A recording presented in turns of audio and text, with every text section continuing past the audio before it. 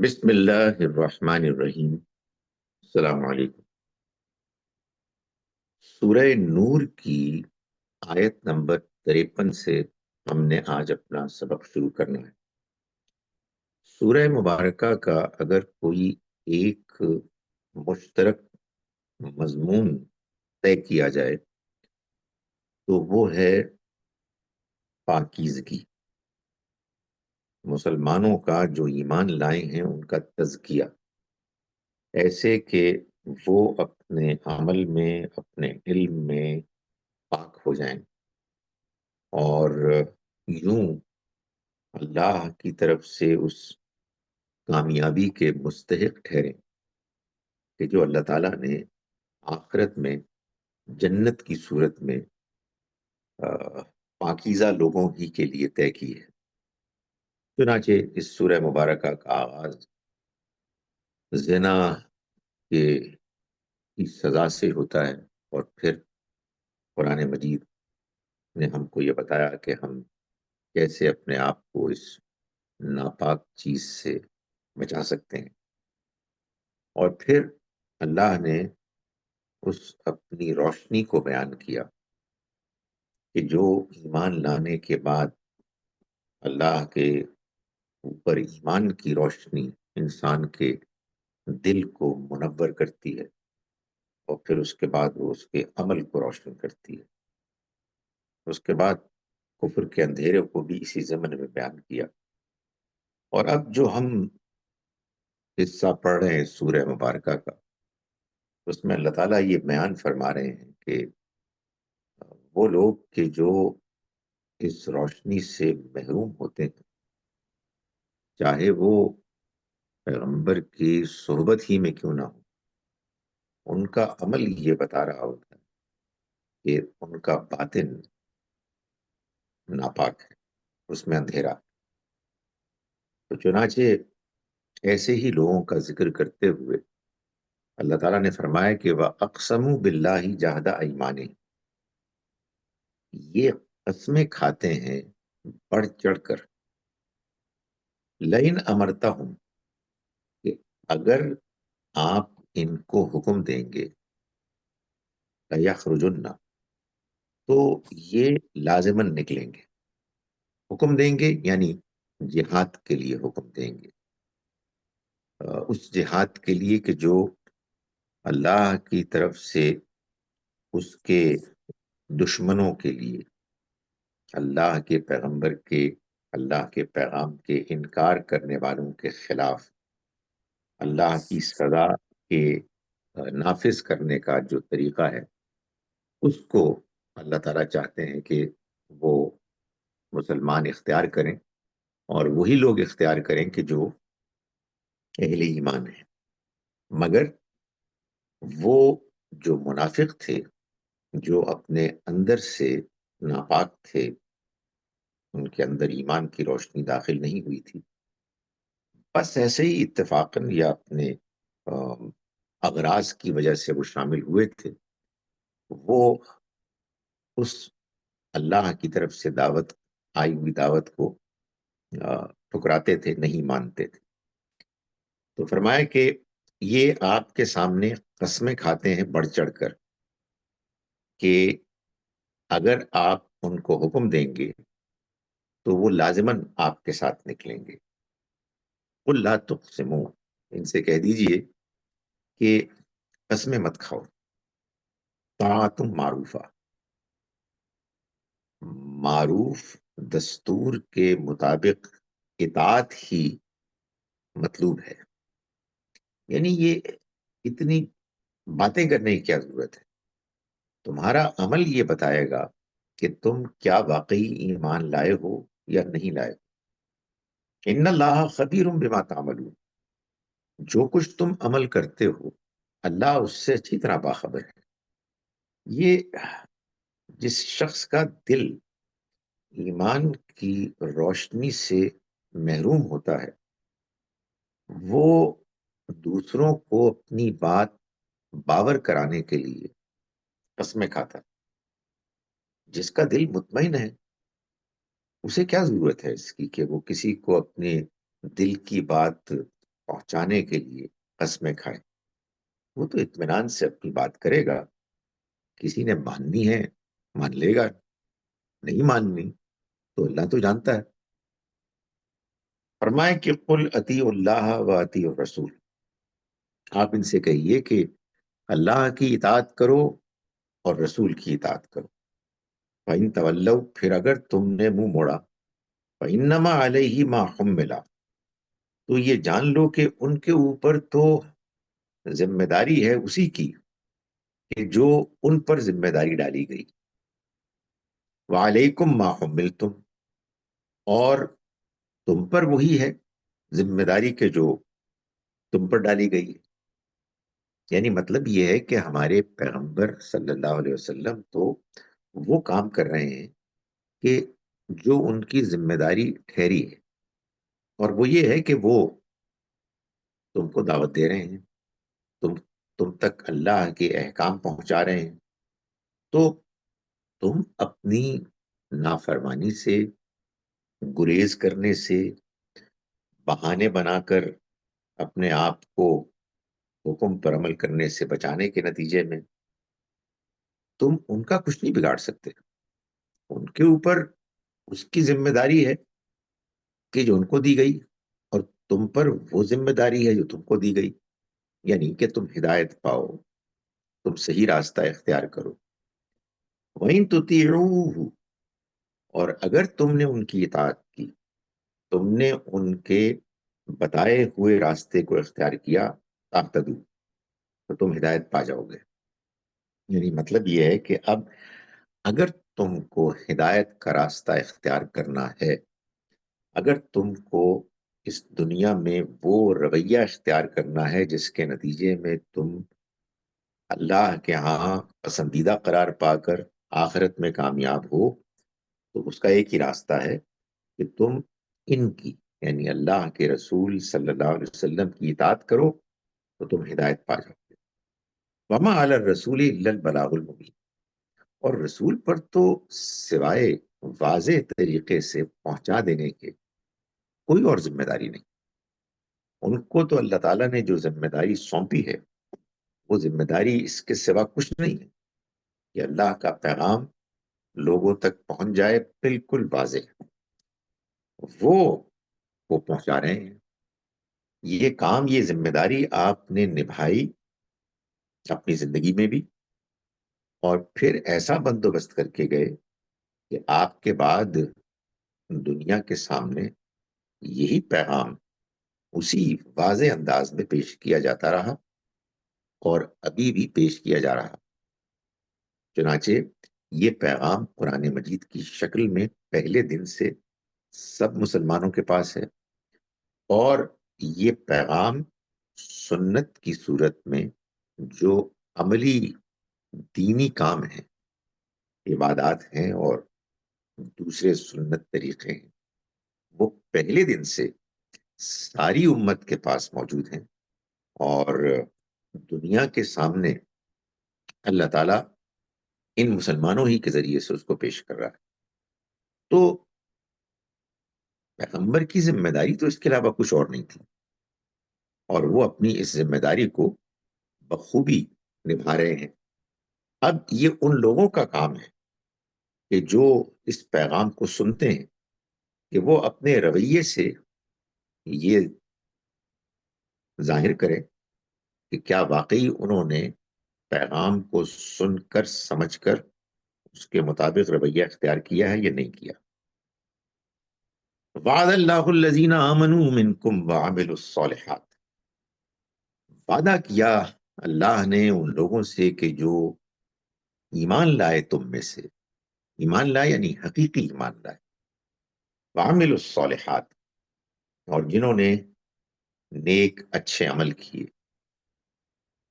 لَيَسْتَخْلِفَنَّهُمْ فِي الْأَرْضِ، اللہ کا ان سے وعدہ ہے کہ وہ ان کو اس سرزمین میں ضرور اقتدار عطا فرمائے گا.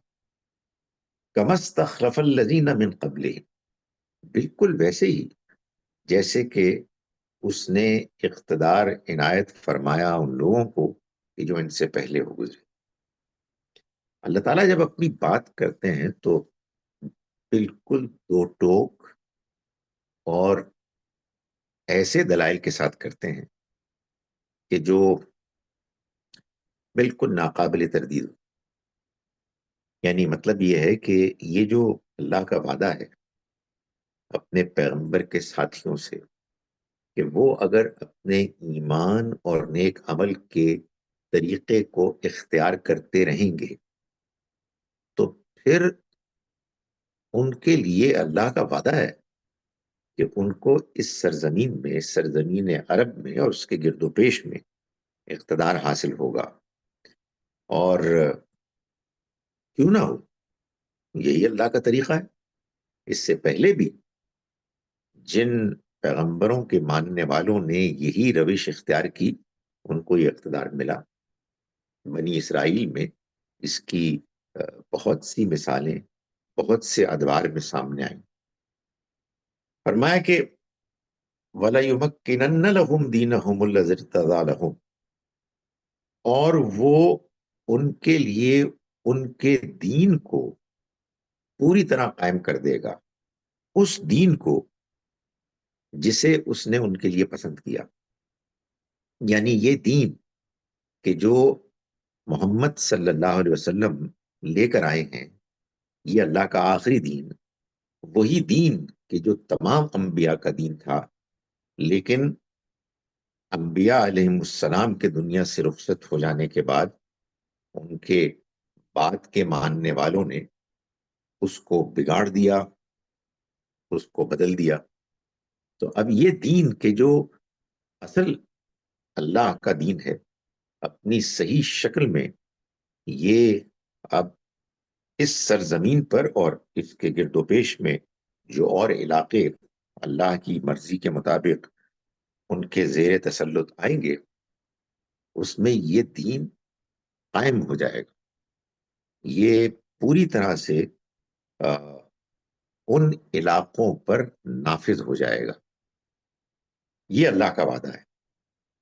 فرمایا وَلَيُبَدِّلَنَّهُم مِّن بَعْدِ خَوْفِهِمْ أَمْنًا، اور وہ بدل دے گا ان کے لیے لازماً ان کے خوف کی کیفیت کے بعد امن کو، امن کے ذریعے سے، امن کی صورت میں.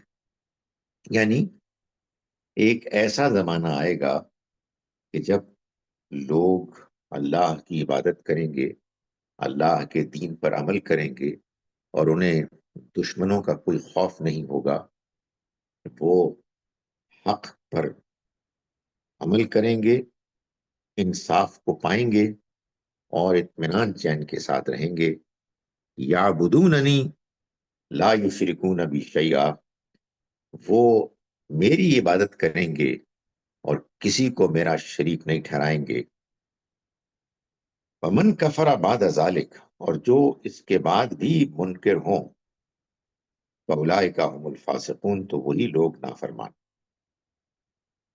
یہ وہ وعدہ ہے کہ جو بیان تو اس وقت ہوا کہ جب ابھی مسلمان اپنے پیغمبر صلی اللہ علیہ وسلم کے ساتھ کفار کے مقابلے میں ایک سٹرگل، کشمکش میں مبتلا تھے. لیکن چند ہی سالوں کے بعد یہ وعدہ ایسا پورا ہوا کہ اب وہ تاریخ کا حصہ بن گیا ہے، اور ایک عرصے تک مسلمانوں کو یہ حیثیت حاصل ہوئی کہ ان کو زمین میں اقتدار ملا. اور اس کی ابتدائی دہائیوں میں تو وہ شاندار نظام قائم ہوا، وہ فضا بنی کہ جس میں لوگوں نے دیکھا کہ جہالت کے دور کے بعد وہ روشنی کا دور آیا کہ جس میں اللہ کے دین، اس کے احکام، اس کی عبادت، سچائی، حق، انصاف، غریب کمزور کی خدمت، اس کی ضرورت کو پورا کرنے کا احساس یہ نمایاں ہو گیا. دھیرے دھیرے کمیاں آئیں، لیکن بہرحال ایسا نہیں ہوا کہ صورتحال بالکل بگڑ گئی. یہ ہوا اللہ کے اس وعدے کے مطابق کہ جو قرآن مجید میں اور جگہوں پر بھی بیان ہوا ہے، لیکن شاید سب سے زیادہ واضح طریقے سے اس آیت میں بیان ہوا ہے۔ یہاں اس کے بیان کرنے کا مقصد، اس کی وجہ واضح ہے، اور وہ یہ ہے کہ چونکہ منافقین اس تردد میں تھے کہ ان کی بات مانے یا ان کی بات مانے، یعنی یہودیوں کی، مشرکین کی، کیونکہ ان کے اندر ایمان اور ہدایت تو داخل ہوئی نہیں تھی، تو وہ یہ سوچتے تھے کہ معلوم نہیں ان میں سے کون جیتے گا کون ہارے گا، تو ہم یہ کیسے کر سکتے ہیں کہ کسی ایک گروہ کے ساتھ کمیٹڈ ہو جائیں۔ تو اللہ تعالیٰ نے ان کو یہ بتایا کہ دیکھو یہ بس ہونے والا ہے، اور یہ اللہ کا وعدہ ہے، جو تو ایمان رکھتا ہے اس کو تو بہرحال اس سے قطع نظر کے اقتدار حاصل ہوگا یا نہیں ہوگا، وہ تو اس کاز کے ساتھ، اس پیغام کے ساتھ کمیٹڈ رہے گا۔ لیکن جو لوگ اسی وہ کشمکش میں تھے ذہنی، کون جیتے گا کون ہارے گا، تو اللہ تعالیٰ نے بتا دیا کہ یہ بات طے ہو چکی ہے کہ اہل ایمان کو فتح نصیب ہوگی، وہ غالب آئیں گے، وہ اقتدار ان کو ملے گا کہ جس میں پھر کفر، شرک سب کچھ مٹ جائے گا۔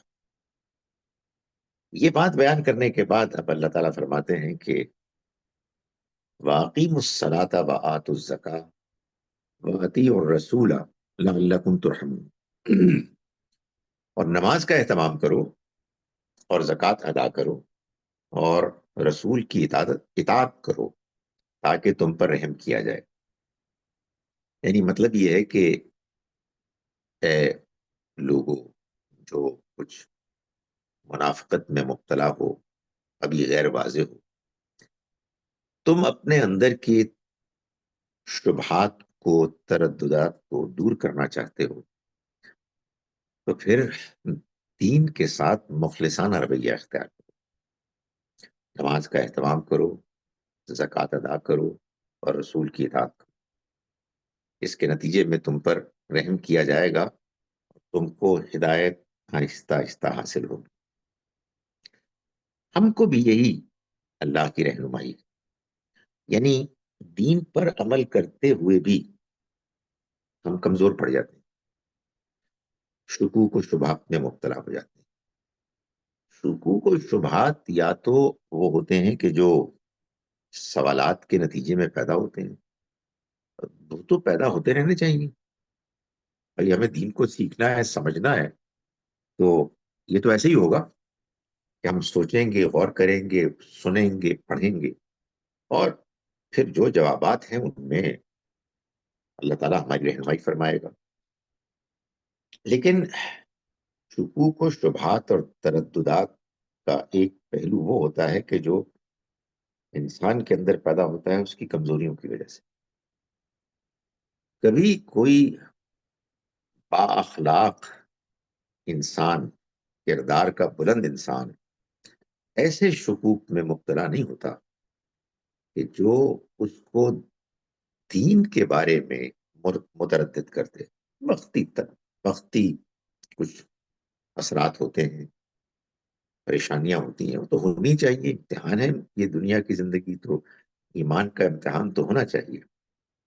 تو اگر انسان کے اندر یہ کمزوری پیدا ہوئی ہے کچھ اپنے اندر کی کمزوریوں کی وجہ سے، جیسا کہ ان کمزور مسلمانوں اور منافقین کے بارے میں معلوم ہوتا ہے کہ ایسی ہی صورتحال تھی، تو اللہ تعالیٰ نے فرمایا کہ پھر تم اگر ان سے بچنا چاہتے ہو تو نماز کا اہتمام کرو، یہی ہم کو بھی کہا گیا، زکوٰۃ ادا کرو، یعنی مزید اپنے نماز میں خلوص پیدا کرو، اس کو مزید مؤثر بناؤ، اس کو سمجھ کر پڑھو، اس میں اللہ کو یاد کرو، اس سے معافی مانگو، توفیق مانگو، زکوٰۃ ادا کرو، لوگوں کی خدمت کرو، اور رسول کی اطاعت کرو، یعنی وہ لوگ جو وہاں موجود تھے ان کو کہا گیا لعلکم ترحمون، تاکہ تم پر رحم کیا جائے۔ لا تحسبن الذین کفروا، ہرگز گمان نہ کریں وہ لوگ کہ جنہوں نے کفر کیا، معجزین فی الارض، کہ وہ عاجز کر سکیں گے سرزمین میں، یعنی اللہ کو اپنے منصوبوں کو نافذ کرنے سے وہ روک سکیں گے، اللہ کو بے بس کر سکیں گے، یہ گمان نہ کریں۔ وَمَأْوَاهُمْ جہنم، اور ان کا ٹھکانہ جہنم ہے، وَلَبِئْسَ الْمَصِيرُ، اور وہ نہایت برا ٹھکانہ ہے، یعنی یہ اللہ کو عاجز نہیں کر سکیں گے جیسا کہ ان کا خیال ہے، بلکہ یہ خود عاجز ہو جائیں گے، اور اس کے نتیجے میں پھر یہ بالآخر جہنم کے مستحق ٹھہریں گے۔ اس وجہ سے یہ جان لیں کہ یہ رویہ نہیں چلے گا، اس رویے کے ساتھ اگر انہوں نے زندگی گزاری تو پھر یہ مارے جائیں گے، اور اگر یہ فاسق ہیں تو پھر یہ جان لیں کہ ان کی پکڑ بڑی سخت ہونے والی ہے۔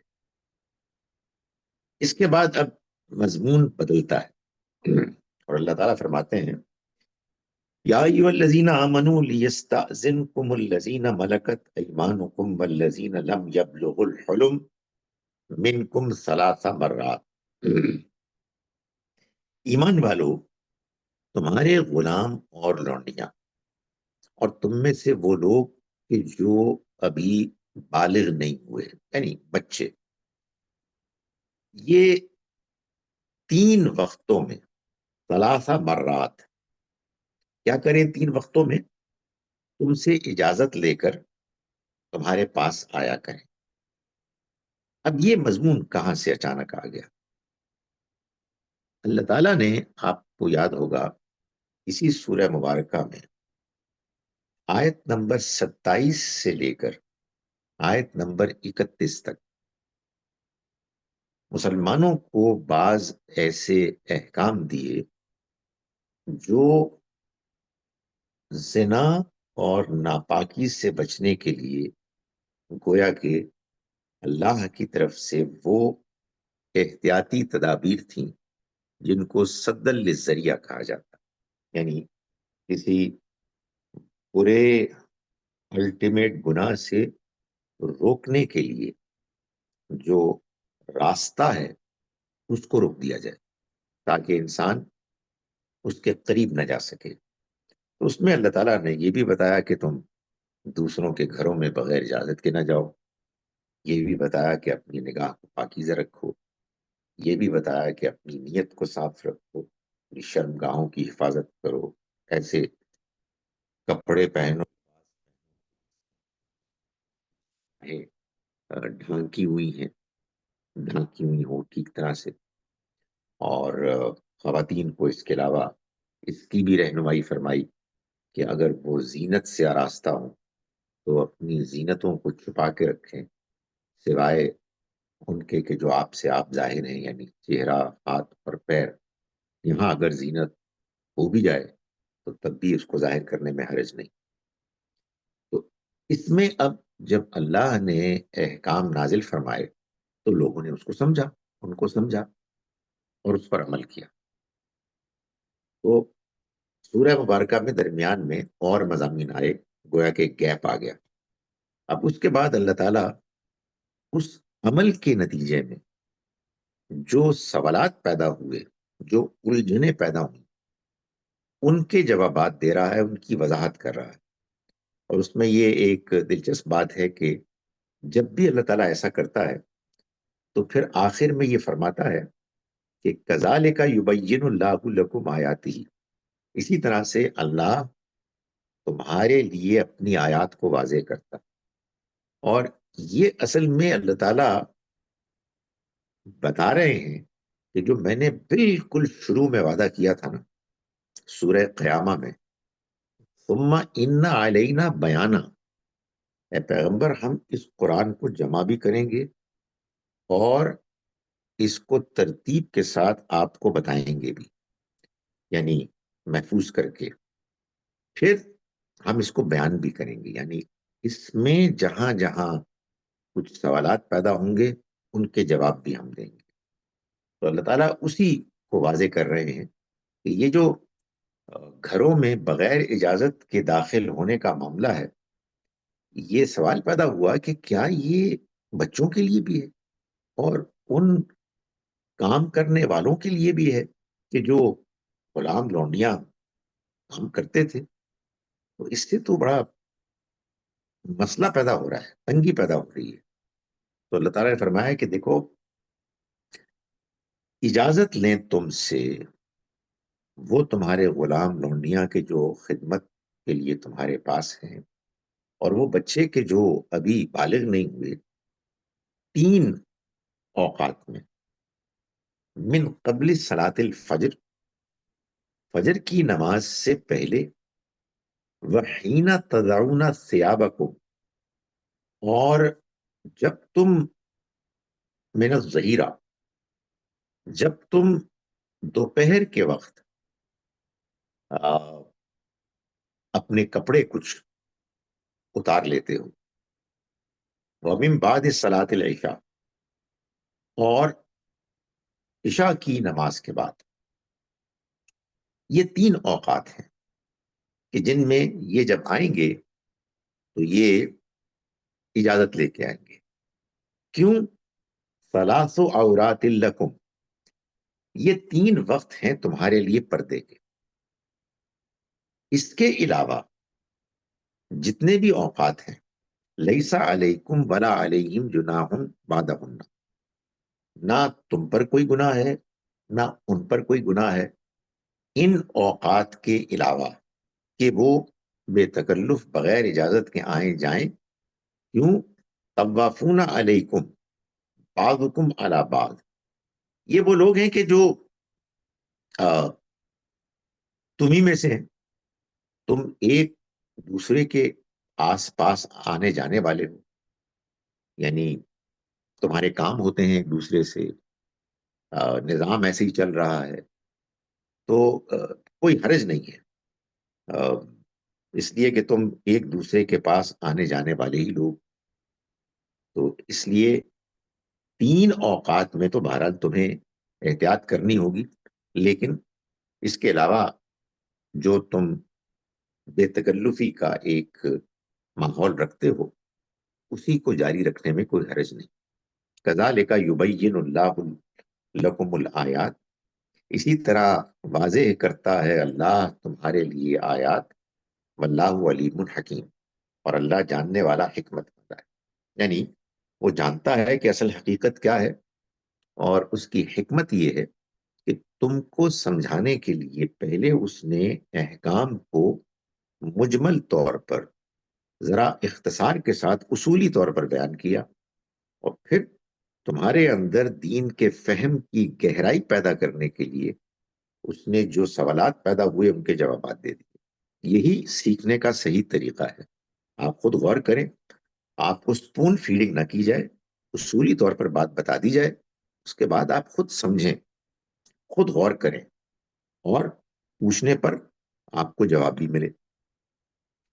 اس میں ایک اور دلچسپ بات یہ ہے کہ اللہ تعالیٰ نے 2 اوقات ایسے بتائے کہ جو نمازوں کے ساتھ متعلق ہیں، یعنی فجر کی نماز سے پہلے اور عشاء کی نماز کے بعد. قرآن مجید نے یہ نہیں بتایا کہ یہ نمازیں کن اوقات میں ہوتی ہیں، یہ نمازیں ہوتی کیا ہیں. ایسے بتایا کہ یہ تو ہو ہی رہی ہیں بھائی، یہ تو تم جانتے ہی ہو. یعنی کہیں اور قرآن مجید میں فجر کی نماز اور عشاء کی نماز کا ذکر نہیں ہے. کیوں نہیں ہے؟ اس لیے کہ جیسے قرآن اللہ کا کلام واضح تھا، جب جب وہ آیا لوگوں کو معلوم ہو گیا، ویسے ہی سنت بھی نبی صلی اللہ علیہ وسلم نے جاری کر دی تھی. وہ سب کو معلوم تھی، سب کو معلوم تھا کہ فجر کی نماز کب ہوتی ہے، سب کو معلوم تھا کہ عشاء کی نماز کب ہوتی ہے. یہ بات کہ یہ چیز حدیث میں بھی آ گئی بعد میں، یہ اپنی جگہ پر ٹھیک ہے، اس لیے کہ حدیث تو اصل میں نبی صلی اللہ علیہ وسلم کی زندگی کے بارے میں جن لوگوں نے جتنا چاہا جتنا ان کے لیے ممکن ہوا بات بیان کر دی. سب نے نہیں، چند لوگوں نے. یہ تو سب کے پاس تھی، پہلے دن سے چلی آ رہی تھی یہ نمازیں. اس لیے اس کی طرف بس اشارہ کر دیا قرآن مجید نے. وَإِذَا بَلَغَ الْأَطْفَالُ مِنْكُمُ الْحُلُمَ، اور جب یہ بچے تم میں سے بلوغت کی عمر کو پہنچ جائیں، بالغ ہو جائیں، فَلْيَسْتَأْذِنُوا، تو انہیں چاہیے کہ یہ بھی اجازت مانگیں. كَمَا اسْتَأْذَنَ الَّذِينَ مِنْ قَبْلِهِمْ، بالکل ایسے ہی اجازت مانگیں جس طرح ان کے اگلے اجازت لیتے رہے. یعنی یہ نہیں ہے کہ اگر وہ بچے تھے تو اب بڑے بھی ہو جائیں تو وہ اسی طرح سے بے تکلفی سے آئیں جائیں. نہیں، اب ان کو اجازت لینی ہوگی. کذالک یبین اللہ لکم آیاتہ، اسی طرح سے اللہ واضح کرتا ہے تمہارے لیے اپنی آیات کو. واللہ علیم حکیم، اور اللہ جاننے والا ہے، حکمت والا ہے. والقواعد من النساء، اور وہ بوڑھی عورتیں تم میں سے اللاتی لا یرجون نکاحا، کہ جو اب نکاح کی امید نہیں رکھتی، یعنی جو اس عمر کو پہنچ گئی ہیں کہ جس کے بعد وہ نکاح کی طرف ان کا میلان نہیں ہوتا. فلیس علیہن جناح، تو ان پر کوئی گناہ نہیں ہے. ان یضعن ثیابہن، کہ وہ اگر اپنے چادر دوپٹے اپنے گریبانوں سے اتار دیں. غیر متبرجات بزینہ، مگر یہ ایسے ہو کہ شرط یہ ہے کہ زینت کی نمائش کرنے والی نہ ہو. یعنی اللہ تعالیٰ نے آیت نمبر 31 میں سورہ مبارکہ کے یہ حکم دیا تھا کہ خواتین خاص طور پر جب زینت کر رہی ہوں، یعنی زیورات پہنے ہوئے ہوں یا میک اپ کیا ہوا ہو، تو سوائے اس کے کہ جو آپ سے آپ ظاہر ہے، یعنی چہرہ، ہاتھ اور پیر، جہاں کہیں بھی انہوں نے زینت کی ہے وہ اس کو چھپائیں گے. یہ ان کے لیے ایک اضافی ذمہ داری ہے. تو اللہ تعالیٰ یہ فرما رہے ہیں کہ اب وہ خواتین جو بوڑھی ہو گئی ہیں، انہوں نے زیور پہنا ہوا ہے، گریبان میں ہے، سینے پر ہے، ان کی طرف کوئی رغبت کسی کی نہیں ہوتی. وہ اگر اس میں تنگی محسوس کرتی ہیں اور وہ اس کو اتار بھی دیں تو اس میں کوئی حرج نہیں.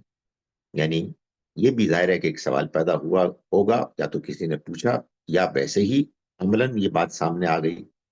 فرمائے کہ اس میں یہ نہیں ہونا چاہیے کہ وہ غیر متبرجات بزینہ، کہ وہ زینت کی نمائش کرتی پھریں. نہیں، اس نیت کے بغیر اگر تنگی سے بچنے کے لیے کریں تو ان کو اس کی اجازت ہے. تاہم وَإِن يَسْتَعْفِفْنَ خَيْرٌ لَهُنَّ، اگر وہ احتیاط کریں تو یہ ان کے لیے بہتر ہے. واللہ سمیع علیم، اور اللہ سننے والا، جاننے والا ہے. اس کے بعد ایک اور معاملہ اسی طرح کا تھا جو محسوس ہوا کہ بعض لوگوں نے ان احکام کو سن کر اس پر جس طرح سے عمل کرنا شروع کیا، اس میں معلوم ہوتا تھا کہ لوگ اپنے لیے تنگی پیدا کر رہے ہیں. یعنی ایسا ماحول پیدا ہو گیا ہے کہ جیسے کہ ایک دوسرے کے ساتھ سوشلی انٹریکٹ ہی نہیں کر پا رہے. وہ ہوتا ہے نا، ابھی بھی ہیں ہمارے یہاں لوگ کہ معلوم ہوتا ہے کہ کوئی شخص دیندار ہوا تو اب آنا جانا ہی بند ہو گیا. یہ ان کے ساتھ نہیں ملا جا سکتا، ان کے ساتھ نہیں ملا جا سکتا. تو یہ معلوم ہوتا ہے کہ ایک مزاج ہوتا ہے، ایک سختی کا مزاج اس زمانے میں بھی پیدا ہو گیا. تو اللہ تعالیٰ نے پھر یہ واضح فرمایا، اور دیکھیے کس تفصیل کے ساتھ واضح فرمایا. لیسا علی الاعمى حرج، نہ اندھے کے لیے کوئی حرج ہے. یعنی مطلب یہ ہے کہ اگر ان ہدایات سے تمہارے لیے، تمہارے خیال میں کوئی مشکل، تنگی پیدا ہو رہی ہے تو ایسا نہیں ہے. اللہ تعالیٰ ایسا نہیں کرنا چاہتا. لیسا علی आमा हरज, ना अंधे के लिए कोई हरज है। बात यहां से शुरू की कि भाई तुम क्या क्या पाबंदियां लगाओगे, किन किन मुश्किलात में अपने आप को डालोगे। अंधे भी होते हैं घरों में, और भी होते हैं। ना अंधे के लिए कोई हरज है, वला अलल आरदी हरज, और ना लंगड़े के लिए कोई हरज है, वला अलल मरीज, और ना किसी मरीज के लिए कोई हरज है, कोई गुनाह है, वला अला अनफुसिकुम, और ना खुद तुम्हारे लिए, तुम पर कोई हरज है। क्या? अन ताकुलू मिन बुयूतिकुम, कि तुम खाओ अपने घरों से, आओ बुयूति आबाइकुम। अब लोग बाज़ औक़ात सख्त होते हैं कि खाने पीने में मालूम होता है कि वो तंगी पैदा हो रही है, वो यहाँ नहीं होंगे, उनको वहां से निकालो और ये करो। तो कोई हरज नहीं है कि तुम खाओ अपने घरों में, आओ बुयूति आबाइकुम, या अपने बाप दादों के घरों में, आओ बुयूति उम्माहातिकुम, या अपनी माओं के घरों में। यानी ये हो सकता है ना कि माँ की कहीं और शादी हो गई है, और इस तरह के मामला। आओ बुयूति इख्वानिकुम, या अपने भाइयों के घरों में, आओ बुयूति अखवातिकुम, या अपनी बहनों के घरों में, आओ बुयूति आमामिकुम, या अपने चचाओं के घरों में, आओ बुयूति अम्मातिकुम, या अपनी फूफियों के घरों में, आओ बुयूति अखवालिकुम, या अपने मामुओं के घरों में, आओ बुयूति खालातिकुम, या अपनी खालाओं के घरों में। मालूम होता है कि अल्लाह ताला ये बता रहे हैं कि भाई ये तुम्हारे अपने हैं, तुम क्या कर रहे हो, ये सब तुम्हारे अपने रिश्तेदार हैं, ये तुम्हारे अपने करीब के लोग हैं। आओ माँ मलक तुम मफातिहू, या उन घरों से जो तुम्हारे अपने तबलियत में, यानी जिनकी जिम्मेदारी तुम्हारे ऊपर है। और मजीद ये कि औ सदीक़कुम, या अपने दोस्तों के घरों, कोई हर्ज नहीं। लैसा अलैकुम जुनाहुन अन ताकुलू जमीअन औ अश्ताता, मुसलमानों तुम पर कोई हरज नहीं है, चाहे तुम मर्द औरत मिलके खाओ। अल्फाज नहीं है, लेकिन मतलब यही है कि चाहे तुम मिलके खाओ, और अश्ताता, या अलग अलग खाओ। मसला ये होता है कि जब आदमी की तबीयत में सख्ती होती है, तो वो फिर कुरान मजीद भी कुछ कहे तो उसको समझ में नहीं आता। तो हमारे यहाँ लोगों ने इस आयत का ये मतलब लिया, और आप देखेंगे इसको बयान करते हैं लोग बाज़ औक़ात, कि देखो कोई हर्ज नहीं है कि चाहे एक ही थाल में सब मिलके खाओ, या अलग अलग प्लेटें ले लो। ये मसला यहाँ ज़ेर बहस नहीं है। आप कुरान मजीद को ऐसे समझें कि जैसे कुरान अपने आप को बयान कर रहा है। आप सख्ती को छोड़ें और बेजा नरमी को छोड़ें, आप अल्लाह की किताब को समझें। तो अल्लाह ताला ये फरमा रहे हैं कि देखो कोई हर्ज नहीं है, तुम मिलके खाना चाहते हो मिलके खा लो, जिसको कहते हैं ना कि मिक्स गैदरिंग। या तुम अलग अलग खाना चाहते हो अलग अलग खा लो। फैजा दखल तुम बुयूतन, यानी इसका मतलब ये नहीं है कि लिबास के बारे में कोई पाबंदी नहीं है, या कोई बेहयाई का माहौल है, वो सारा कुछ बयान कर दिया गया है। निगाह की पाकीज़गी है, लिबास में एहतियात है। अब उसके बाद अल्लाह ताला सोशल बॉयकॉट तो नहीं चाहता। फरमाया फ़ैज़ा दखलतुम बुयूतन, कि जब तुम दाखिल हो घरों में, फसल्लिमू अला अनफुसिकुम, तो तुम सलाम करो अपनों को, तहियतम मिन इंदिल्लाहि मुबारकन तय्यबा, सलाम करो अल्लाह की तरफ से मुकर्रर की हुई एक बाबरकत और पाकीज़ा दुआ के साथ। यानी ये तुम्हें काम करना है, पाकीज़गी को फैलाना है। पाकीज़गी को फैलाते-फैलाते ये तंगियाँ अपने ऊपर मुसल्लत ना करो, जिसके बाद ज़िंदगी गुज़ारना नामुमकिन हो जाए। जो चीज़ मतलूब है वो ये है कि आपस में तुम मिल-जुल कर रहो और पाकीज़गी को फैलाओ। कज़ालिका युबय्यिनुल्लाहु लकुमुल आयात, इसी तरह से अल्लाह वाज़े करता है आयात को, लअल्लकुम ताक़िलून, ताकि तुम समझो। फिर वही बात जो अल्लाह ताला पहले बात आयात देता है, फिर उन पे लोग अमल करते हैं, फिर सवालात पैदा होते हैं, अल्लाह ताला उनकी वज़ाहत फरमाते हैं। तो अल्लाह ने जो कुछ बताया है, उसको समझकर उस पर अमल करो। मैं गुज़ारिश करूँ कि वो जो सख्ती होती है, वो पाकीज़गी नहीं देती। اس کے نتیجے میں اور پیچیدگیاں پیدا ہو جاتی، وہ اور طرح کی گندگیاں وجود میں آ جاتی ہیں۔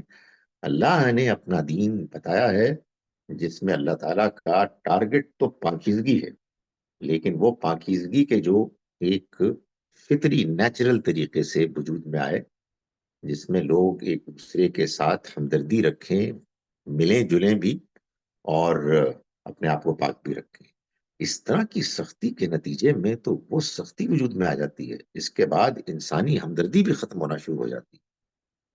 فرمایا انما المؤمنون الذین آمنوا باللہ ورسولہ، مومن تو بس وہ ہیں کہ جو ایمان لاتے ہیں اللہ پر، وہ جو ایمان لائے اللہ پر اور اس کے رسول پر، وَإِذَا كَانُوا مَعَهُ، اور جب وہ ہوتے ہیں اس کے ساتھ، یعنی پیغمبر کے ساتھ، عَلَى عَمْرٍ جامعٍ، ایک ایسے معاملے کے لیے کہ جو جامع اجتماعی ہے، لم يذهبوا حتى يستأذنوا، تو وہ وہاں سے جاتے نہیں ہیں سوائے اس کے کہ وہ ان سے اجازت لے لیں۔ یعنی جب آپ ایمان لے آئے ہیں، اب ظاہر ہے کہ سب سے اولین آپ کا کنسرن یہ ہونا چاہیے کہ آپ اللہ کے پیغمبر کے ذریعے سے اللہ تعالیٰ جو آپ کو حکم دے رہا ہے آپ اس کی پیروی کریں۔ فرمایا ان الذین یستاذنونک اولئک الذین یؤمنون باللہ ورسولہ، جو لوگ آپ سے اجازت مانگتے ہیں یعنی کسی کام کے لیے جانے کی غرض سے، یہ لوگ ہیں کہ جو اللہ پر اور اس کے رسول پر ایمان رکھتے ہیں۔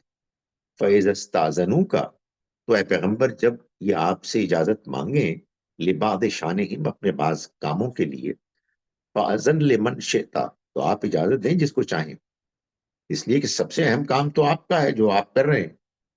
دیکھ لیں لوگوں کے حالات، دیکھ لیں ان کے مسائل، دیکھ لیں۔ فَاسْتَأْذَنْ لِمَنْ شِئْتَ مِنْهُمْ، تو آپ اجازت دیجئے ان کو کہ جن کو ان میں سے آپ چاہیں، وَاسْتَغْفِرْ لَهُمُ اللَّهُ، اور ان کے لیے اللہ سے معافی مانگیے، اس لیے کہ پیغمبر کی موجودگی میں یہ کسی اور کام کو اہمیت دے کے جا رہے ہیں، یہ کہیں غلطی نہ کر رہے ہو، تو آپ ان کے لیے معافی مانگیں۔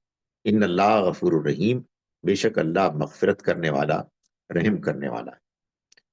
اب یہ فرمایا مسلمانوں کو لا تجعلوا دعاء الرسول، اے لوگو تم رسول کے بلانے کو مت سمجھو، مت بناؤ، بینکم، جو تمہیں بلا رہے ہیں آپس میں ایک دوسرے کے ساتھ ہونے کے لیے، مت سمجھو اس بلانے کو دعاء بعضکم بعضا، ایسے جیسے کہ تم ایک دوسرے کو بلاتے ہو۔ بہت فرق ہے، یہ اللہ کے پیغمبر ہیں، جب یہ تم کو بلاتے ہیں تو یہ ایک بڑا اہم معاملہ ہے۔ قد یعلم اللہ الذین یتسللون منکم لواذا، اللہ تعالیٰ فرماتے ہیں کہ اللہ ان لوگوں کو جانتا ہے اچھی طرح سے جو تم میں سے ایک دوسرے کے لیے دوسرے سے آڑ لے کے کھسک جاتے ہیں، ایک دوسرے ایک سامنے ہے تو پیچھے سے نکل گئے۔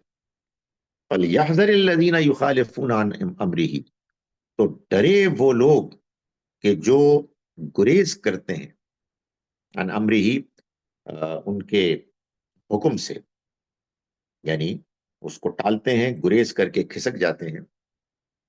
ان تصیبہم فتنۃ، کہ کہیں ان پر کوئی فتنہ نہ آ پڑے، وہ کسی آزمائش میں نہ پڑ جائیں، او یصیبہم عذاب علیم، یا ان پر کوئی دردناک عذاب نہ آ جائے۔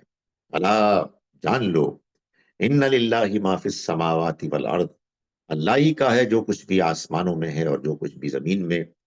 قد یعلم ما انتم علیہ، وہ خوب جانتا ہے کہ تم کس حال میں ہو، تم کس صورتحال سے دوچار ہو، ہر چیز سے وہ واقف ہے۔ وَيَوْمَ يُرْجَعُونَ إِلَيْهِ، اور جس دن یہ لوٹائے جائیں گے اس کی طرف، فَيُنَبِّئُهُم بِمَا عَمِلُوا، تو وہ انہیں آگاہ کر دے گا اس سے کہ جو انہوں نے عمل کیا۔ وَاللَّهُ بِكُلِّ شَيْءٍ عَلِيمٌ، اور اللہ ہر چیز کا جاننے والا ہے۔ اب میں آپ کے سامنے ان آیات کا ترجمہ پیش کر رہا ہوں جو ہم نے آج پڑھی۔ ہم نے آج کا سبق شروع کیا سورہ نور کی آیت نمبر 53 سے۔ اب شروع کرتے ہیں اس اللہ کے نام کے ساتھ جس کی رحمت بے پناہ ہے، جس کی عنایت ہمیشہ کے لیے۔ یہ منافقین وہ لوگ ہیں کہ انہوں نے اللہ کی کڑی کڑی قسمیں کھائیں کہ اگر تم انہیں جہاد کا حکم دو گے تو یہ ضرور نکلیں گے۔ کہہ دو کہ قسمیں نہ کھاؤ، تم سے دستور کے مطابق اطاعت چاہیے، اللہ یقیناً جانتا ہے جو کچھ تم کر رہے ہو۔ ان سے کہہ دو کہ اللہ کی اطاعت کرو اور اس کے رسول کی اطاعت کرو، لیکن اگر روگردانی کرو گے تو یاد رکھو کہ رسول پر وہی ذمہ داری ہے جو اس پر ڈالی گئی ہے، اور تم پر وہی ہے جو تم پر ڈالی گئی ہے۔ تم اس کی اطاعت کرو گے تو ہدایت پاؤ گے، اور رسول پر تو صرف صاف صاف پہنچا دینے کی ذمہ داری ہے۔ تم میں سے جو لوگ ایمان لائے اور انہوں نے اچھے عمل کیے، ان سے اللہ کا وعدہ ہے کہ ان کو وہ اس سرزمین میں ضرور اسی طرح اقتدار عطا فرمائے گا جس طرح ان سے پہلے گزرے ہوئے لوگوں کو اس نے عطا فرمایا تھا، اور ان کے لیے ان کے دین کو پوری طرح قائم کر دے گا جسے اس نے ان کے لیے پسند فرمایا ہے، اور ان کے اس خوف کی حالت کے بعد اسے ضرور امن سے بدل دے گا۔ وہ میری عبادت کریں گے، کسی چیز کو میرا شریک نہ ٹھہرائیں گے، اور جو اس کے بعد بھی منکر ہوں تو وہی نافرمان ہے۔ تم اپنے شبہات سے نجات چاہتے ہو تو نماز کا اہتمام رکھو اور زکوٰۃ ادا کرو اور رسول کے فرما بردار بن کر رہو تاکہ تم پر رحم کیا جائے۔ ان منکروں کے بارے میں ہرگز یہ خیال نہ کرو کہ یہ سرزمین میں یہ خدا کو عاجز کر دیں گے، ہرگز نہیں، یہ خود عاجز ہوں گے، اور ان کا ٹھکانہ آگے بھی دوزخ ہے، اور وہ نہایت برا ٹھکانہ ہے۔ ایمان والو، تمہارے قلب و نظر کی پاکیزگی کے لیے جو ہدایات ہم نے دی ہیں، تم ان کی مزید وضاحت چاہتے ہو تو سنو۔ تمہارے غلام اور لونڈیاں اور تم میں جو بلوغ کو نہیں پہنچے 3 وقتوں میں تم سے اجازت لے کر تمہارے پاس آیا کریں: نماز فجر سے پہلے، جب دوپہر کو تم کپڑے اتارتے ہو، اور نماز عشاء کے بعد۔ یہ 3 وقت تمہارے لیے پردے کے وقت ہیں۔ ان کے علاوہ وہ بلا اجازت آ جائیں تو نہ تم پر کوئی گناہ ہے نہ ان پر، اس لیے کہ تم ایک دوسرے کے پاس آنے جانے والے ہی ہو۔ اللہ تمہارے لیے اسی طرح اپنی آیتوں کی وضاحت کرتا ہے، اور اللہ علیم و حکیم ہے۔ تم میں سے جو بچے ہیں وہ جب بلوغ کو پہنچ جائیں تو اسی طرح اجازت لے کر آئیں جس طرح ان کے اگلے اجازت لیتے رہے ہیں۔ اللہ تمہارے لیے اسی طرح اپنی آیتوں کی وضاحت کرتا ہے، اور اللہ علیم و حکیم ہے۔ اور بڑی بوڑھی عورتیں جو اب نکاح کی امید نہیں رکھتی ہیں، وہ اگر اپنے دوپٹے گریبانوں سے اتار دیں تو ان پر کوئی گناہ نہیں، بشرطے کہ زینت کی نمائش کرنے والی نہ ہو۔ تاہم وہ بھی احتیاط کریں تو ان کے لیے بہتر ہے، اور اللہ سمیع و علیم ہے۔ اللہ ان ہدایات سے تمہارے لیے کوئی تنگی پیدا نہیں کرنا چاہتا، اس لیے نہ اندھے کے لیے کوئی حرج ہے، نہ لنگڑے کے لیے، اور نہ مریض کے لیے، اور نہ خود تمہارے لیے کہ تم اپنے گھروں سے یا اپنے باپ دادوں کے گھروں سے یا اپنی ماؤں کے گھروں سے یا اپنے بھائیوں کے گھروں سے یا اپنی بہنوں کے گھروں سے یا اپنے چچاؤں کے گھروں سے یا اپنی پھوپھیوں کے گھروں سے یا اپنے ماموں کے گھروں سے یا اپنی خالاؤں کے گھروں سے یا اپنے زیر تولیت کے گھروں سے یا اپنے دوستوں کے گھروں سے کھاؤ پیو۔ تم پر کوئی گناہ نہیں، چاہے مرد و عورت اکٹھے بیٹھ کر کھاؤ یا الگ الگ، البتہ جب گھروں میں داخل ہو تو اپنے لوگوں کو سلام کرو، اللہ کی طرف سے مقرر کی ہوئی ایک بابرکت اور پاکیزہ دعا۔ اللہ تمہارے لیے اسی طرح اپنی آیتوں کی وضاحت کرتا ہے تاکہ تم عقل سے کام لو۔ یہی پاکیزگی تمہارے طرز عمل میں بھی چاہیے، اس لیے کہ مومن تو در حقیقت وہی ہیں جو اللہ اور اس کے رسول پر سچا ایمان رکھتے ہیں، اور جب کسی اجتماعی کام کے لیے رسول کے ساتھ ہوتے ہیں تو جب تک اس سے اجازت نہ لے لیں وہاں سے نہیں جاتے۔ جو تم سے اجازت لے کر جاتے ہیں وہی اے پیغمبر اللہ اور اس کے رسول کے ماننے والے ہیں۔ تو جب وہ اپنے کسی کام کے لیے تم سے اجازت مانگیں تو ان میں سے جس کو چاہو اجازت دے دیا کرو، اور ان کے لیے اللہ سے مغفرت کی دعا کرتے رہو، بے شک اللہ بخشنے والا ہے، اس کی شفقت ابدی ہے۔ تم لوگ اپنے درمیان رسول کے بلانے کو اس طرح کا بلانا نہ سمجھو جس طرح تم آپس میں ایک دوسرے کو بلاتے ہو۔ اللہ ان لوگوں کو خوب جانتا ہے جو تم میں سے ایک دوسرے کی آڑ لیتے ہوئے چپکے سے چلے جاتے ہیں۔ سو ان لوگوں کو ڈرنا چاہیے جو رسول کے حکم سے گریز کر کے اس کی مخالفت کرتے رہے ہیں کہ ان پر کوئی آزمائش آ جائے یا ان کو دردناک عذاب آ پکڑے۔ سنو، زمین اور آسمانوں میں جو کچھ ہے سب اللہ ہی کا ہے۔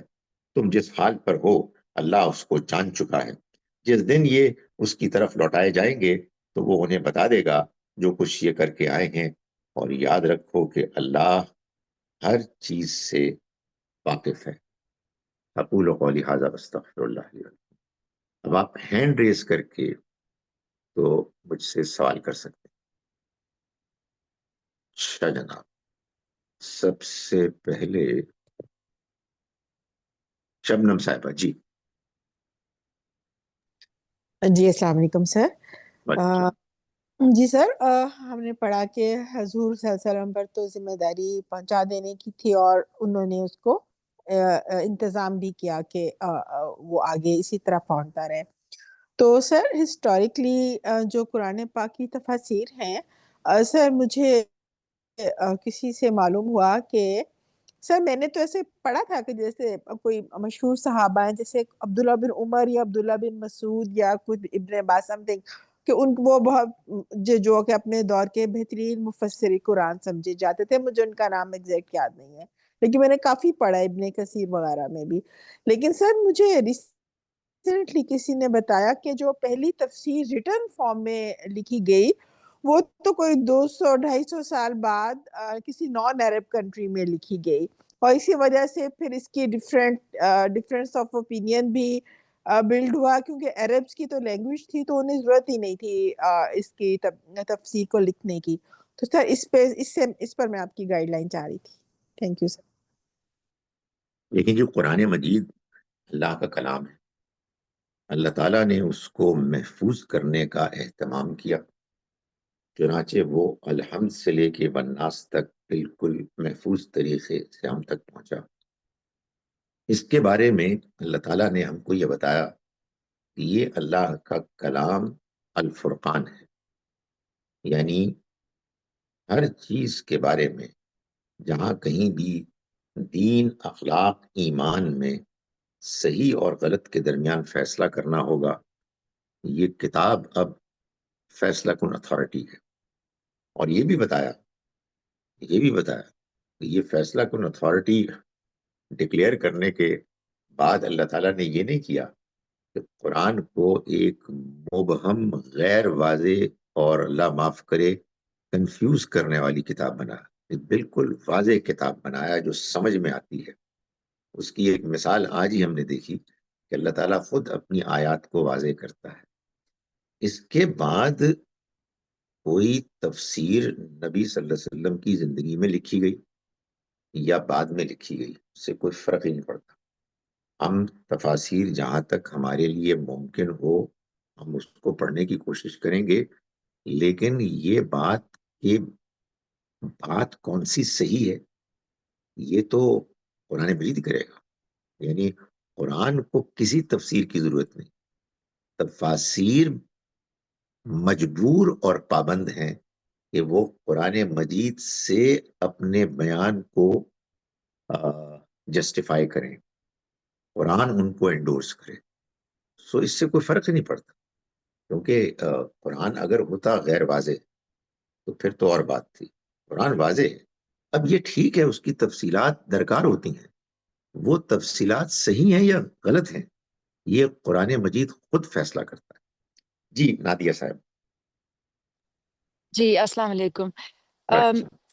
میرا سوال سورہ بقرہ اور سورہ آل عمران پڑھنے کے بعد یہ ذہن میں آیا کہ جس طرح سے سورہ بقرہ میں لگتا ہے کہ اللہ تعالیٰ نے یہودیوں کو بہت ایک قسم سے ڈانٹا ہے اور ان کی غلطیاں واضح کی ہیں اور بہت ڈیٹیل میں کہ جہنم میں جائیں گے اس کام کے لیے اس کام کے لیے، اس طرح سے سورہ آل عمران میں جب وہ نصارہ کو ایڈریس کرتے ہیں، اہل کتاب کرسچنز جو ہیں، تو ان کو شرک پہ نہیں جھڑکا ہے جس طرح سے یہودیوں کو جھڑکا گیا ہے. تو مجھے سمجھ نہیں آئی کہ شرک تو سب سے بڑا گناہ ہے، تو پھر وہی اسٹرکٹنیس نصارہ کے ساتھ کیوں نہیں اپلائی ہوئی؟ Thank you. دیکھیے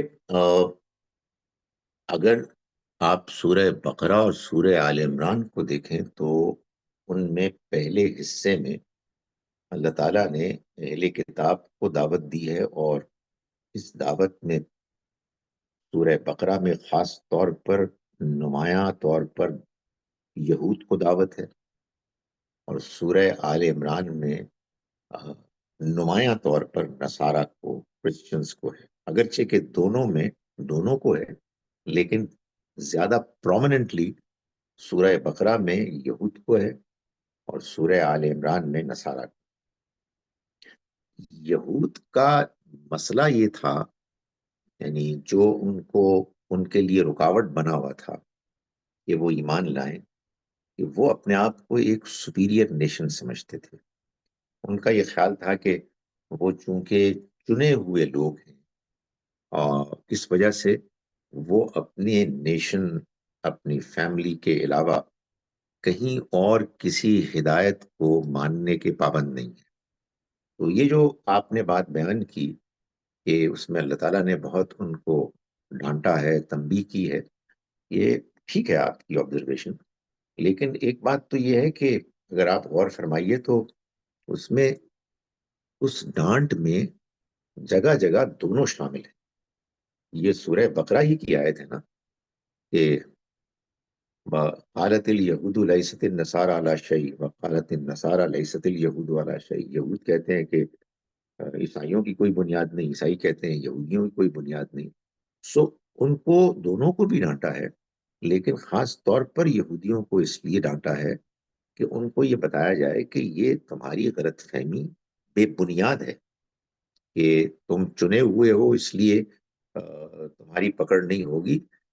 تمہاری تاریخ بتاتی ہے کہ تمہاری پکڑ ہوتی رہی ہے، اور ہم نے تم سے کوئی ایسا وعدہ نہیں کیا ہے کہ جس کی بنیاد پر تم یہ کہہ سکو کہ ہم جو کچھ بھی کریں گے ہم کامیاب ہوں گے۔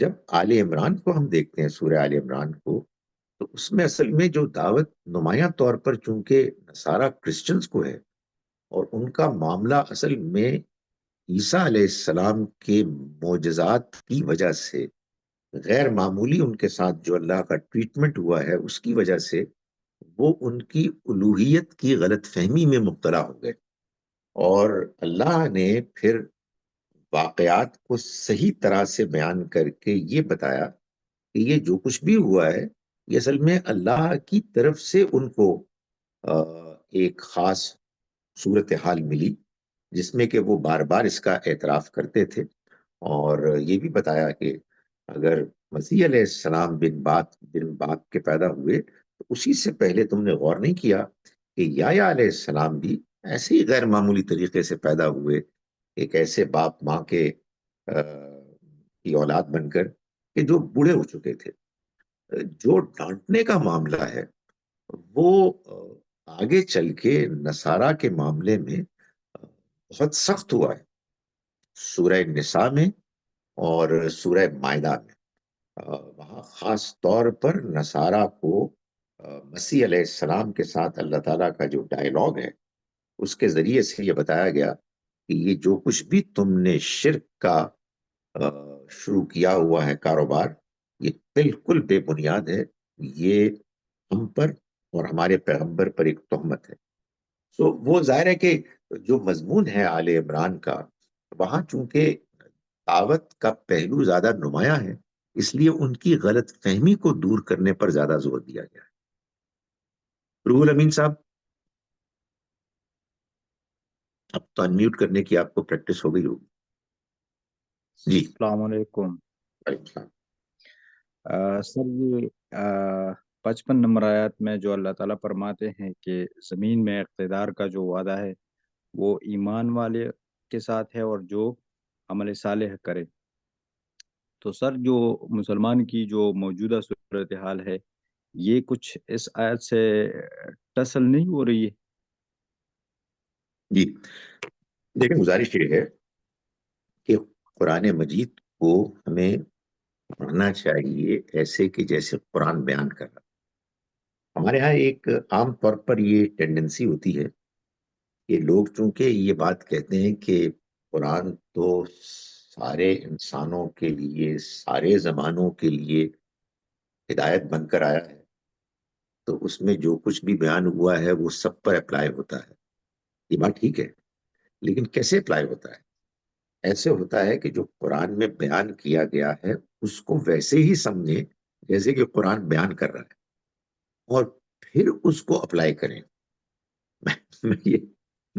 میں یہ بات سمجھا نہیں پا رہا ہوں، اور I'm trying to say is تو قرآن کا ایک کانٹیکسٹ ہے، اس کانٹیکسٹ میں اگر قرآن کی بات کو آپ سمجھیں گے تو آپ کو یہ معلوم ہوگا کہ اللہ تعالیٰ ایک خصوصی ہدایت ان لوگوں کو دے رہے ہیں کہ جو اس وقت موجود ہیں۔ اس کو آپ اس کے الفاظ میں سیاق سباق میں سمجھیں گے تو پھر جو صورت سامنے آئے گی وہ صورت ہم سب انسانوں کے لیے رہنمائی ہے۔ جو بات میں کہنا چاہ رہا ہوں وہ یہ ہے کہ اس آیہ مبارکہ میں اللہ تعالیٰ نے اصل میں صحابہ کرام کو خطاب کر کے یہ فرمایا ہے کہ جو ان میں سے ایمان لائے اور جنہوں نے نیک عمل کیے، ہم ان سے یہ وعدہ کر رہے ہیں۔ یہ مطلب نہیں ہے کہ دنیا جہان میں جہاں بھی اقتدار ملے گا لوگوں کو وہ لازماً ایمان اور نیک عمل والے ہوں گے۔ بڑے بڑے جابر لوگوں کو بھی ملا ہے اقتدار۔ اللہ تعالیٰ نے خود بتایا ہے کہ فرعون کو اقتدار حاصل تھا، بس ظلم کرتا تھا۔ تو یہ اصل میں ایک خاص اسپیسیفک سچویشن میں ایک خاص گروہ کو اللہ تعالیٰ خطاب کر کے یہ بات بیان فرما رہے ہیں۔ عشرت صاحب۔ جی السلام علیکم۔ اچھا، میرا سوال یہ آج ہی ہم نے جو پڑھا ہے اس سے متعلق ہے، وَإِن تُطِيعُوهُ تَهْتَدُوا، کہ تم اس کی اطاعت کرو گے تو خود ہی ہدایت پاؤ گے۔ تو اطاعت ہدایت جو ہے اطاعت سے مشروط ہے۔ لیکن ایک تیسری چیز ہم سنتے ہیں، توفیق۔ لوگ ہم سے کہتے ہیں کہاں جا رہے ہیں؟ جی نماز پڑھنے جا رہے ہیں۔ جی جا رہے ہیں، دعا کیجیے ہمارے لیے بھی کہ ہم بھی جو ہے پانچوں وقت کے نمازی ہو جائیں، ہم بھی آپ کی طرح یہ ہو جائیں اور ہم بھی آپ کی طرح ہو جائیں۔ تو اس کے اوپر پھر آپ کی کیا رائے ہے پلیز؟ دیکھیں جی، ایک بات ہے اللہ تعالیٰ کا بیان اور ایک ہے لوگوں کی ایسی کیجول بات۔ تو ظاہر ہے کہ دونوں ایک سطح کی تو نہیں ہو سکتی۔ یہ جو باتیں لوگ کرتے ہیں یہ تو بعض اوقات تو اپنے آپ کو مطمئن کرنے کے لیے ہوتی ہے، لیکن بعض اوقات سنجیدہ بھی ہو سکتی ہے۔ توفیق اپنی جگہ پر ایک اہم چیز ہے۔ اللہ کی توفیق کے بغیر اس میں کوئی شبہ نہیں ہے کہ کسی کو کوئی ہدایت نہیں مل سکتی، لیکن اللہ تعالیٰ توفیق دیتا ہے میرٹ پر، یعنی وہ یہ دیکھتا ہے کہ جس کے اندر دلچسپی، جستجو، تڑپ موجود ہے وہ اس کو توفیق دے گا، جس کے اندر موجود نہیں ہے وہ توفیق نہیں دے گا۔ میں نے اس سے پہلے بھی ایک بات کہی تھی ابھی حال ہی میں کہ آپ کبھی غور فرمائیں، آپ صبح اٹھتے ہیں اور اللہ کے فضل و کرم سے فجر کی نماز پڑھتے ہیں، اس کی وجہ معلوم ہے کیا ہوتی؟ آپ کے اندر اس بات کا احساس ہوتا ہے کہ آپ کو نماز پڑھنا ہے۔ یہ احساس معلوم ہے کیوں آپ کو ملتا ہے؟ اللہ کی توفیق سے۔ اللہ یہ توفیق آپ کو کیوں دیتا ہے؟ اس لیے کہ اللہ تعالیٰ نے یہ دیکھا کہ آپ نے کوشش کی، دلچسپی لی، تو اس کے بعد پھر آپ کے اندر ایک احساس پیدا ہوتا ہے۔ یہ اللہ کی توفیق سے ہوتا ہے، لیکن یہ اللہ کی توفیق لوگوں کو الل ٹپ نہیں ملتی، یعنی اس کے لیے انسان کو اپنے خلوص کو ثابت کرنا پڑتا ہے، جس کے بعد اللہ کی توفیق ملتی ہے۔ جی کشور صاحب، آپ کا ہاتھ ابھی بھی اٹھا ہوا جی ہے تو میں نے بالکل جی جی۔ میرا سوال پھر وہی آج ہم نے جو پڑھا ہے اس کے بارے میں ہے کہ فَأُولَٰئِکَ هُمُ الْفَاسِقُونَ، تو ایسے ہی لوگ فاسق ہیں۔ تو یہاں جہاں پر قرآن میں جہاں فاسق کا لفظ آیا ہے وہاں ان سے یا کیا فاسق وہ لوگ بھی ہو سکتے ہیں کہ جو لوگ اللہ تعالیٰ کو اپنا رب مانتے ہیں، اللہ کی کتاب کو سچا مانتے ہیں، رسول اللہ صلی اللہ علیہ وسلم کو سچا مانتے ہیں، لیکن ان کے سارے اعمال بالکل مختلف سمت میں ہیں، اور وہ یہ سب کچھ مان لینے کے باوجود ہدایت سے بہت دور ہیں، تو کیا ان پر بھی یہ لفظ لازم آ جاتا ہے یہ فاسق ہونے کا؟ دیکھیں، فاسق کا مطلب ہی یہ ہے کہ وہ جو حد کو توڑ دے. آپ نے سنا ہوگا یہ لفظ اس کا ایک بڑا صحیح وہ ہے مترادف، فاجر، فاسق و فاجر. یہ فاجر کیا ہے؟ یہ فجر کے وقت جس طرح صبح کی روشنی رات کے اندھیرے کو چیر کے آتی ہے، بالکل ایسے ہی ایک فاسق فسقہ عن امر ربی، وہ اپنے رب کے حکم کو توڑتا ہے. تو یہ جو آپ نے ایک گروہ کا ذکر کیا جو اللہ کو مانتا ہے، آخرت کو مانتا ہے، مگر اس کے احکام پر عمل نہیں کرتا، اس کی دو شکلیں ہو سکتی ہیں کہ اس کی کوئی کمزوری ہے، ابھی اس پر غفلت ہے، اپنے آپ کو گناہ گار مانتا ہے، تو ہے تو یہ بھی فسق، لیکن یہ امید ہے کہ توبہ کی توفیق پائے گا یا پھر ڈھیٹ ہو جائے گا اور اس توفیق سے محروم ہو جائے گا. بہرحال اللہ کی نافرمانی پر کھڑا ہونا یہ فسق ہے. یہ الٹیمیٹ فاجر بنتے ہیں یا نہیں بنتے، اس کا تعلق تو اس سے ہے کہ یہ آگے چل کے ان کی کیا کیفیت رہے گی. کیا یہ اسی طرح سے جیتے رہیں گے یا یہ اپنے اندر اصلاح کے لیے کوشش کریں گے؟ جی بشیر صاحب.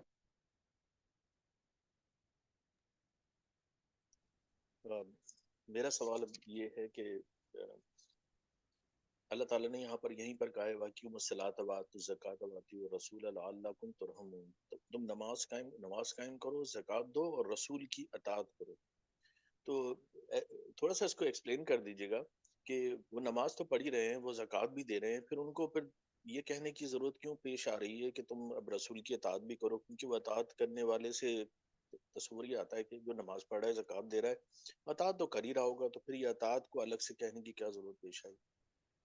نہیں، وہ اصل میں جس موقع کی یہ بات ہے، اس موقع پر صورتحال یہ تھی کہ کچھ لوگ تھے جو مسلمانوں کی صف میں شامل تھے اور ابھی وہ پوری طرح سے اسلام کے بارے میں مطمئن نہیں ہوئے تھے، یعنی ان کا دل متردد تھا اپنی غلط کاریوں کی وجہ سے، اپنے اندر کی جو دل میں کثافت گندگی تھی اس کی وجہ سے. تو ان کے لیے نماز اور زکوٰۃ تو مجبوری تھی، وہ تو ایک مسلمان کو کرنا ہی تھا، اس کے بغیر تو وہ مسلمان سمجھے ہی مانے ہی نہ جاتے. تو مسلمانوں کی صف میں کھڑے ہو کر، موجود ہو کر، ایک تو اللہ تعالیٰ نے یہ کہا کہ یہ دونوں کام کرو اور خلوص اور دیانتداری سے کرو تاکہ تمہارے اندر کا وہ جو غبار، تردد، میل ہے وہ صاف ہو، اور اپنے ایمان کو ثابت کرنے کے لیے تم رسول کی اطاعت کرو، رسول کی نافرمانی کے مقام پر کھڑے مت ہو. شبنم صاحبہ آپ نے ہاتھ اٹھایا تھا پھر ڈراپ کر دیا. چلیے ٹھیک ہے، پھر انشاءاللہ کل ملاقات ہوگی. پھر السلام علیکم ورحمۃ اللہ وبرکاتہ.